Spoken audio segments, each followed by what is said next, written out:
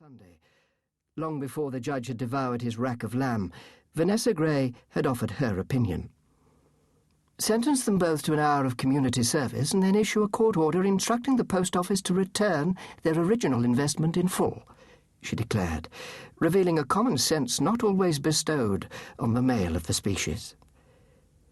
To do him justice, the judge agreed with his spouse, although he told her that he would never get away with it. "Why not?" she asked. "Because of the 4 passports." Mr. Justice Gray was not surprised to find Mr. and Mrs. Haskins standing dutifully in the dock at 10 o'clock the following morning. After all, they were not criminals. The judge raised his head, stared down at them, and tried to look grave. "You have both pleaded guilty to the crimes of theft from a post office and of falsifying 4 passports. He didn't bother to add any adjectives such as evil, heinous, or even disgraceful, as he didn't consider them appropriate on this occasion. "You have therefore left me with no choice," he continued, "but to send you both to prison." The judge turned his attention to Chris Haskins. "You were obviously the instigator of this crime, and with that in mind, I sentence you to 3 years' imprisonment." Chris Haskins was unable to hide his surprise. His barrister had warned him to expect at least 5 years. Chris had to stop himself from saying, "Thank you, my lord." The judge then looked across at Mrs. Haskins.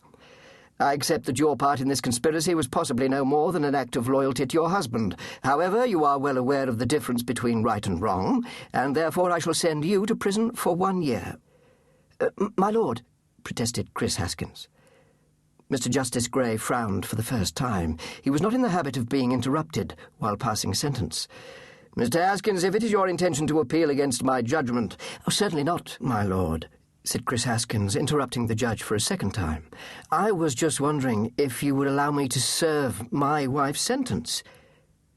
Mr. Justice Gray was so taken aback by the request that he couldn't think of a suitable reply to a question he had never been asked before. He banged his hammer, stood up, and quickly left the courtroom. An usher hurriedly shouted, "All rise." Chris and Sue first met in the playground of their local primary school in Cleethorpes, a seaside town on the east coast of England. Chris was standing in a queue, waiting for his third of a pint of milk, government regulation for all school children under the age of 16. Sue was the milk monitor. Her job was to make sure everyone received their correct allocation. As she handed over the little bottle to Chris, neither of them gave the other a second look. Sue was in the class above Chris, so they rarely came across each other during the day, except when Chris was standing in the milk queue. At the end of the year, Sue passed her 11+ and took up a place at the local grammar school. Chris was appointed the new milk monitor. The following September, he also passed his 11+ and joined Sue at Cleethorpes Grammar. They remained oblivious to each other throughout their school days, until Sue became head girl. After that, Chris couldn't help but notice her, because at the end of morning assembly she would read out the school notices for the day. Bossy was the adjective most often trotted out by the lads whenever Sue's name came up in conversation. Strange how women in positions of authority so often acquire the sobriquet bossy, while a man holding the same rank is somehow invested with qualities of leadership. When Sue left at the end of the year, Chris once again forgot all about her.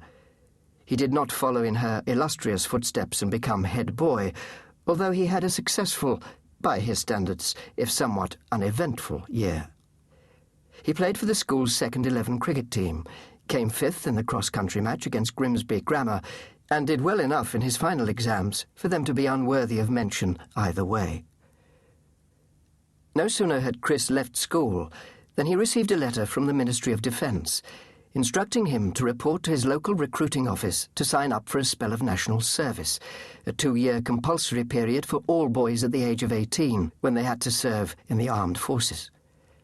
Chris's only choice in the matter was between the Army, the Royal Navy, or the Royal Air Force. He selected the RAF, and even spent a fleeting moment wondering what it might be like to be a jet pilot. Once Chris had passed his medical and filled in all the necessary forms at the local recruiting office, the duty sergeant handed him a rail pass to somewhere called Mablethorpe. He was to report to the